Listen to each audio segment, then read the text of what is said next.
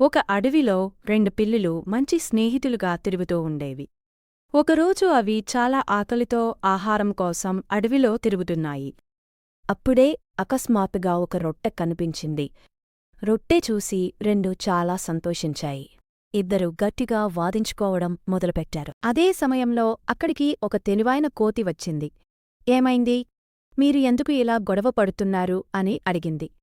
పిల్లులు తమ సమస్యను కోతికి వివరించాయి. ఈ రొట్టెను మాకు ఇద్దరికీ సమానంగా పంచివేయండి అని చెప్పాయి. ఒక తూకపు త్రాసు తీసుకొచ్చింది. ఒక ముక్క కొంచెం పెద్దగా ఉండడంతో ఇది ఎక్కువగా ఉంది అని చెప్పి ఆ ముక్క నుండి కొంచెం తిన్నది. అప్పుడు మరో ముక్క పెద్దగా కనిపించడంతో ఇది ఎక్కువగా ఉంది అని చెప్పి దానిలోనుంచి కొంచెం తిన్నది. ఇలా 2 ముక్కలు సమానంగా చేయాలనే నెపంతో కోతి మెల్లగా మొత్తం రొట్టెనే తినేసింది. చివరికి పిల్లులకు తినడానికి ఒక్క ముక్క కూడా మిగలలేదు. మన లోభం వల్ల, మన గొడవ వల్లే మనకు ఆహారం దక్కలేదు అని అవి గ్రహించాయి.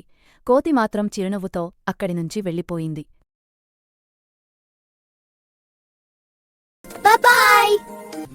Like, share, and subscribe!